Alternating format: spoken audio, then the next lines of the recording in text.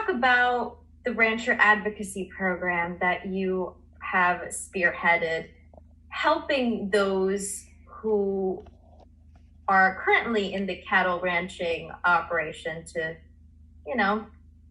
really get in tune with their compassion and shift their operation. How has that program been? What kind of, do you only work with local ranchers? Do you work with people across the globe? Tell us all about that. Yeah, the Rancher Advocacy Program was an organic outpouring of veganic outpouring. Yeah, veganic. Outpouring. Good call.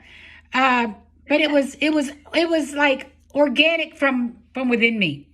What happened? Yeah. What happened was when I went vegan, and our story started showing up on major news outlets like CBS Evening News, ABC, NBC, Animal Planet.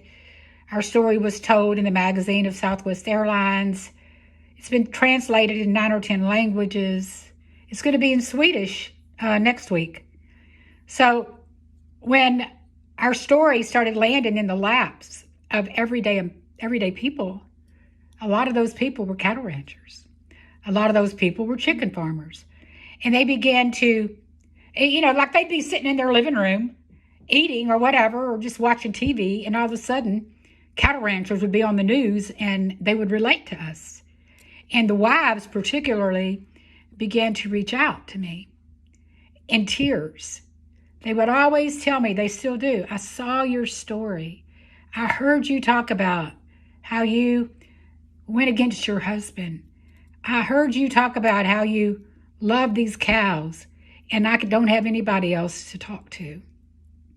And so kind of like, in AA, in recovery, one alcoholic can best talk to another alcoholic. That's how the program works. You can't really understand unless you've been there. And so I began to have a program, I didn't even know it, for recovering ranchers, especially their wives. I love recovering ranchers. I love that phrase. Especially their wives. They would call me wanting to know, and they would just cry their eyes out. They'd always been wanting to talk about this, never could. And I would just listen to them. And then I would tell them that I understood how they feel. And as a result, I began to take on animals from other cattle ranches, because the wives would tell their husbands, by God, I would tell them stuff like, you go tell your husband that you're going to take a bullet in the street if he tries to take that cow to the sale barn. And I said, that's what I did. Go do what I did. And so they would do that. They would come back and say it worked. And I said, well, good. All right, so, go tell your husband that by God, you're laying the law down. And if he takes some cows up to the trailer barn one more time, the sale barn, you're going to follow him and you're going to buy them all back. And she said, with his credit card. With his credit card. And she said, and they would say stuff like, I can do that? I said, well, I did. I don't know if you can or not, but that's what I did. And so, oh my God. So they would come back to me and they would say, my husband gets it.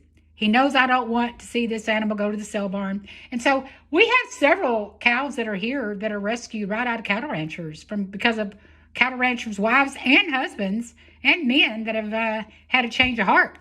They, some of them, a couple of them are vegan. Some of them definitely see the world different and are transitioning vegan.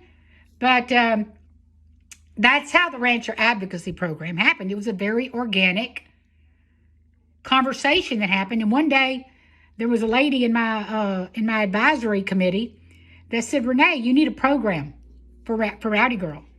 And so what kind of programming would you like to have? This was about 4.5 years ago. And I said, well, I don't know. She said, well, what do you do that's different? I said, well, I don't really tell anybody this, but I talk to cattle ranchers' wives a lot. ever since our story went on the news and stuff, I said, cattle ranchers' wives call me, cattle ranchers. I talk to cattle ranchers. And she said, tell me more. And so from that became the Rancher Advocacy Program.